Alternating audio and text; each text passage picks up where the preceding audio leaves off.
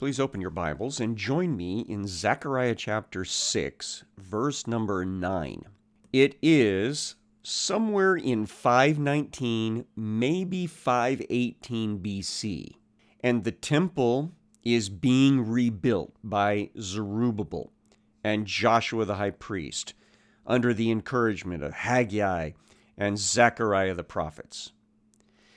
And Zechariah is given instruction to establish an important prophetic symbol relating to Joshua the high priest.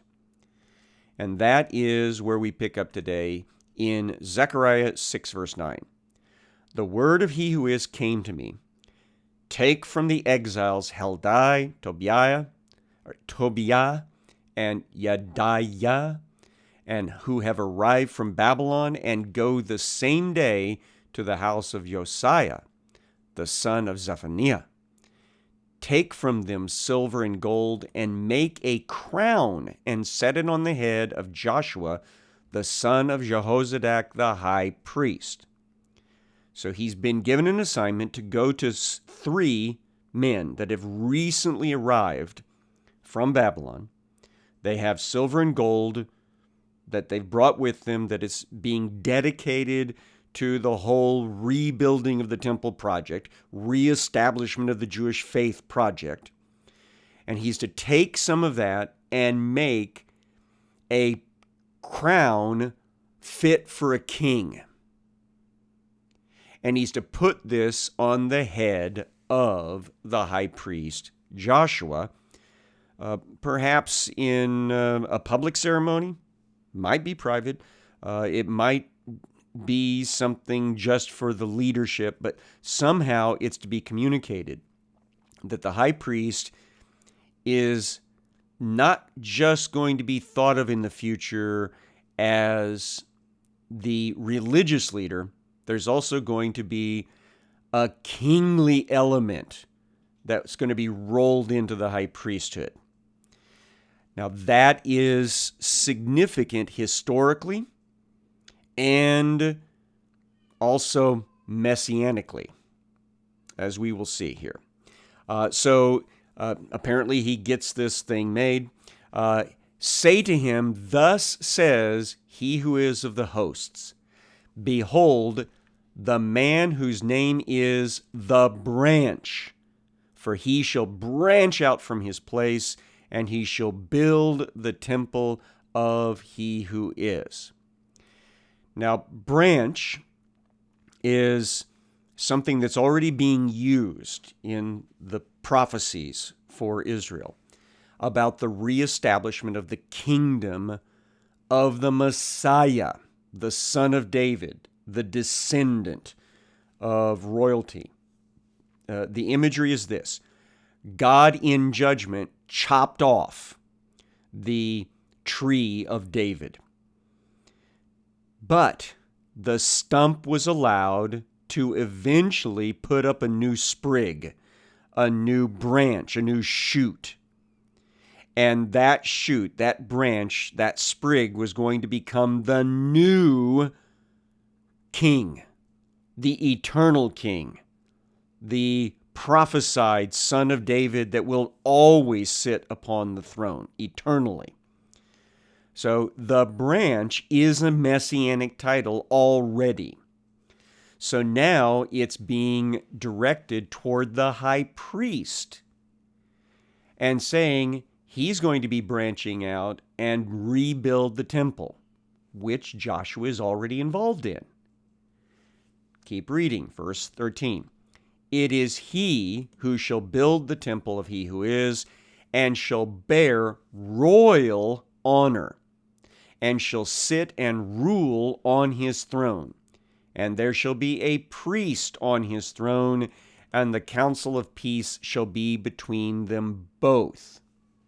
So there seems to be a prophecy right here that the priest, the high priest, and the Messianic king are going to be one in the same, which of course we know is true in Yehoshua HaMashiach, Jesus the Messiah. He is both the Messianic king who will sit upon the throne of David forever and ever, but he is also the great high priest who gave of his own blood in order to redeem us from our sins. So this prophecy is ultimately fulfilled in Jesus. However, I want you to be aware of something else historically, and that is a few centuries after this writing, in the time of the Maccabees, or the Hasmoneans,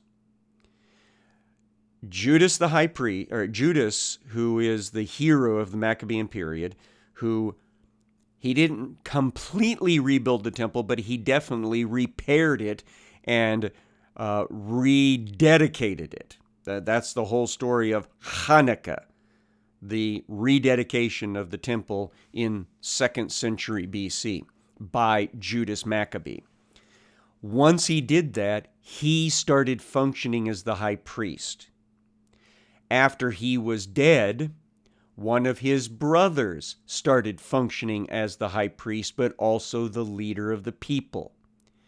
And then, after that brother was dead, another brother stepped into the role of both high priest and political leader. And I believe it was that brother, Simon, who then started being called king. And we ended up with the Hasmonean independent dynasty of the 2nd and 1st centuries BC. It is a kingdom of the Jews that the king was the high priest. And Herod the Great married into that family. He married the granddaughter of the final legitimate high priest king of that Hasmonean line, and thereby became the candidate in the minds of the Roman Senate to be the next king of the Jews. But here in this prophecy, I think there's a little bit of a hint of that coming Hasmonean high priest kingdom. But its ultimate fulfillment, let's make no bones about it, is fulfilled in Jesus. Now, back to the text, verse 14. The crown that's just been made will be in the temple of he who is, as a reminder to Halim, Tobiah, Yedidiah, and Chen, the son of Zephaniah. These, again, are the guys that were involved in providing the material and also having this crown made. And so this crown ends up being placed in the reconstructed temple as a reminder of this prophecy. Now, what happened to this crown after this? We don't know. I wonder whether or not it was utilized by the Hasmonean high priest kings as partial fulfillment of this passage. But what might have happened to it, ultimately, we do not know. If I could throw this out here as another just big-time wild speculation, what if God confiscated this crown at some point, much like he confiscated the Ark of the Covenant? Because the Ark of the Covenant disappeared before the temple was destroyed. And the next time we see it is in the book of Revelation. It's in heaven itself. And I've told you before, I'm of the conviction that when Jesus comes back, he will be bringing the Ark of the Covenant with him and using it for what it really is, a throne.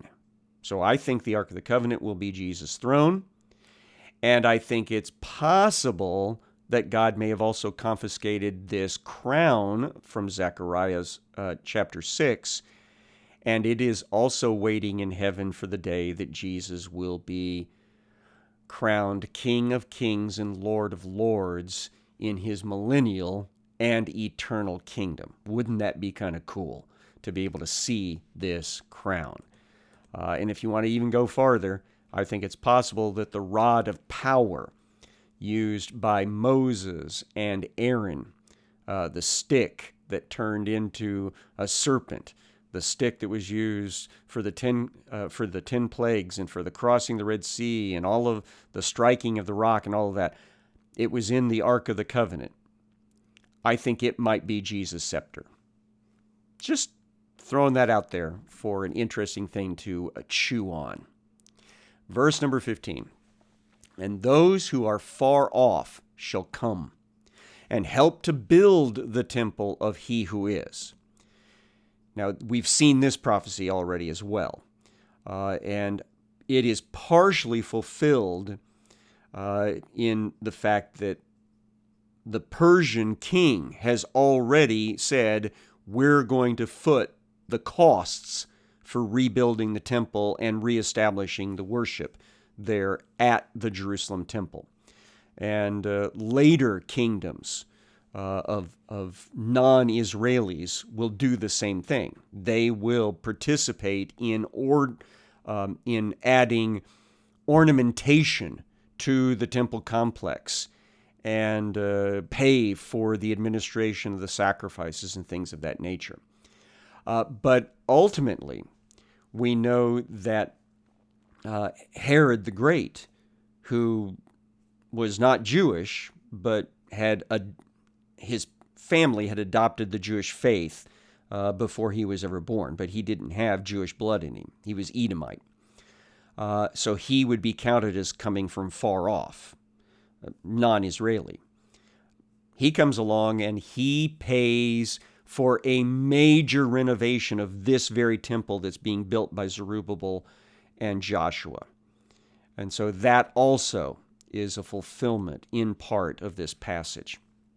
Continuing in verse number 15. You shall know that he who is of hosts has sent me to you, and this shall come to pass if you will diligently obey the voice of he who is your God. So all of those prophecies laid out during the first couple of years of rebuilding. Now, how do we know that? Because chapter 7 tells us the next date in sequence, which comes a couple of years after the rebuilding project got restarted. Chapter 7 says, in the 4th year of King Darius, the word of he who is came to Zechariah on the 4th day of the 9th month, which is Kislev. Now, the 4th day of the 9th month, that throws it into winter, or very near to winter. In this particular year, it would have been the 7th of December, basically, of 518 BC. Here's the record of the event. Now the people of Bethel had sent Sharezer and Regem-Melech and their men to entreat the favor of he who is, saying to the priests of the house of he who is of hosts and the prophets, should I weep and abstain in the 5th month as has been done for so many years? All right, so we've got people that have been involved in the return from Babylon, setting up homes in lots of different towns within a very short commute, shall we say, a few hours walk, maybe a day's walk of Jerusalem. So Bethel falls into that. So these people have reestablished themselves in Bethel, and now they've come down to Jerusalem to get some guidance on an event that is coming up, and that is traditional fasting time. The 5th month fast that they're asking about has to do with this passage from Jeremiah 52, verses 12 through 14. In the 5th month, on the 10th day of the month, which was the 19th year of King Nebuchadnezzar, king of Babylon, Nebuzaradan, the captain of the bodyguard who served the king of Babylon, entered Jerusalem, and he burned the house of he who is, and the king's house, and all the houses of Jerusalem. Every great house he burned down. And then all the army of the Chaldeans who were with the captain of the guard broke down all the walls around Jerusalem. So what's being commemorated with a great deal of crying and weeping and fasting is the Babylonian destruction of Jerusalem that happened on the 10th day of the 5th month. Now, modern day Jews, because they have been, convinced to follow rabbinical traditions rather than the clear-cut word of Scripture itself, they have moved this time of weeping to the 9th day of the 5th month. So it's the 9th of Ab, and you'll hear them talking about this as being a day of great sorrow at the burning of the temple and of Jerusalem by the Babylonians. All right, so back at this time, though, the temple is being rebuilt. Jerusalem is being rebuilt a little at a time. And so these guys that are living up in Bethel, they come down and start asking, well, since the desolation is almost over, are we supposed to keep up the traditional weeping and wailing and fasting on the anniversary of the destruction? We've been doing it for a very long time now. When this question is asked, it's pretty much the 70th year since the temple and Jerusalem were destroyed. So they've been at it for 7 decades. Verse number 4. Then the word of he who is of the host came to me. Say to all the people of the land and the priests. So you talk to everybody on this topic. When you fasted and mourned in the 5th month, that's for the destruction, and in the 7th, so we've got another fasting that's happening in the 7th month. Now we need to point out that there's 2 fasting possibilities that we've got in mind here. Number 1 is Yom Kippur. That's the 10th day of the 7th month, ever since Israel had been founded as a nation. It was the day when all Israelis were to consider, without the sacrificial system, without the tabernacle, without the temple, without the ability to have the blood sacrifice, their sins could not be forgiven. They would be accountable for their sins. In other words, without a substitution blood, their blood would be required of them, their death and execution. So every year on the 10th day of the 7th month, they would fast and consider how important it is to be forgiven through the sacrificial system. So that's one possible reference here to the fast of the 7th month. The other one that you'll see in the commentaries, and I agree that it should be considered, is that in the 7th month of the year of the temple's destruction, of Jerusalem's destruction, the renegade fighters amongst the Jews had come to Jerusalem. Actually, they'd come to Mitzpah, because Jerusalem had been destroyed. They came to Mitzpah, just north and west of Jerusalem, and they killed the Babylonian governor, Gedaliah. Now, Gedaliah was Jewish, but he'd been appointed by the Babylonians to lead the remnant of Jews left in the land to work the agricultural fields. And so the assassination of Gedaliah became a time of grief and sorrow and fasting as well. So possibly one of those two, maybe both, is in mind here.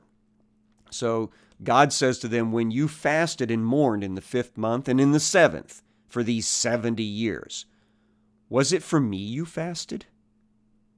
So, did you do the fasting ceremony specifically for me? Or did you do it for you? Verse number 6. When you eat, when you drink, do you not eat for yourselves and drink for yourselves? Were not these the words that he who is proclaimed by the former prophets when Jerusalem was inhabited and prosperous, with her cities around her, and the south and the lowland were inhabited?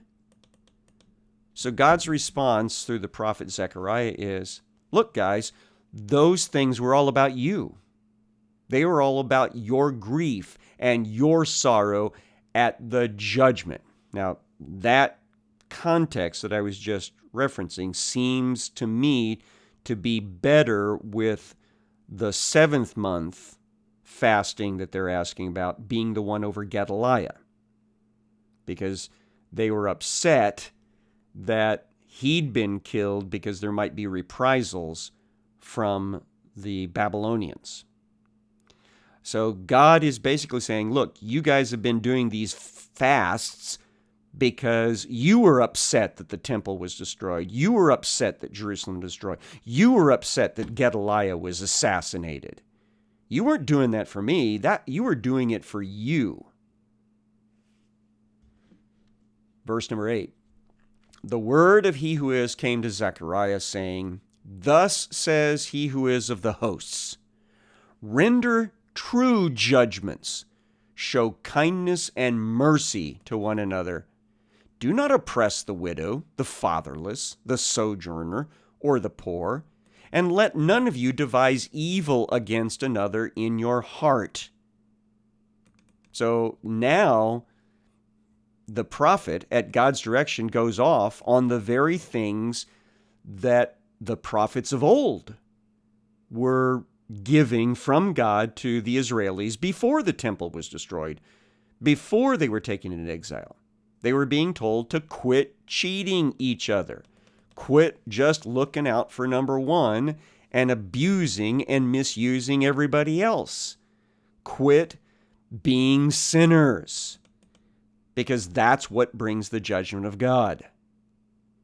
Continuing in verse number 11. But they refused to pay attention and turned a stubborn shoulder and stopped their ears that they might not hear. They made their hearts diamond hard, lest they should hear the law and the words of he who is of the hosts had sent by his Spirit through the former prophets. And therefore great anger came from he who is of the hosts. So he says, historically, you guys need to pay attention. What got them into trouble was sin. And that's why the temple was destroyed. That's why Jerusalem was destroyed. That's what the circumstance was amongst the hearts of the people that assassinated Gedaliah. It was sin at the core of all of these things. And that's what needs to be repented of. Verse 13. As I called, and they would not hear, so they called, and I would not hear, says he who is of the hosts.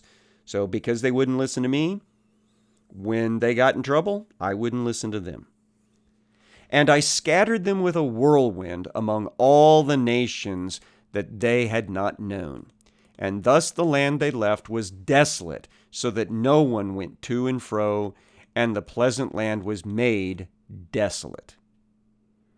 So the response is, those people brought it on themselves, and then when they grieved over it afterward, that was still all about them. Now, we haven't got to the answer yet about should they fast or not once the new temple is built. Let's continue. We've got a little bit of time left today in chapter 8. The word of he who is of the host came, saying, Thus says he who is of the hosts, I am jealous for Zion with great jealousy, and I am jealous for her with great wrath. Thus says he who is, I have returned to Zion, and I will dwell in the midst of Jerusalem, and Jerusalem shall be called the faithful city, and the mountain of he who is of hosts, the holy mountain. So God is saying here, I am getting ready to get reestablished with these people, with a new temple, a new capital city, and a new relationship. And I want Jerusalem to be referred to as the faithful city. I want it to be the mountain of God, the holy mountain. Verse number 4. Thus says he who is of the hosts, old men and old women shall again sit in the streets of Jerusalem, each with a staff in his hand because of great age. So the prediction is Jerusalem is going to be repopulated with the wide range of age and gender. Men, women, young, old. And some of them will be very old, so that they'll have to use a stick to get around when they get up and walk. And that doesn't happen in a society that has been decimated and desolated by war ravages, because the old almost always disappear because of that. Verse 5, the streets of the city shall be full of boys and girls playing in its streets. So that's going to come back again. Thus says he who is of the hosts, if it is marvelous in the sight of the remnant of this people in these days, should it also be marvelous in my sight, declares he who is of the hosts. So if the people are excited about it, shouldn't I be excited about it as well? Thus says he who is of the host, behold, I will save my people from the east country, from the west country, and I will bring them to dwell in the midst of Jerusalem, and they shall be my people, and I will be their God in faithfulness and in righteousness. So the return is always about re-engaging relationship, to bring the people back from exile so that they could be in right relationship with God, in faithfulness and righteousness. Come back tomorrow and we'll continue with the passage.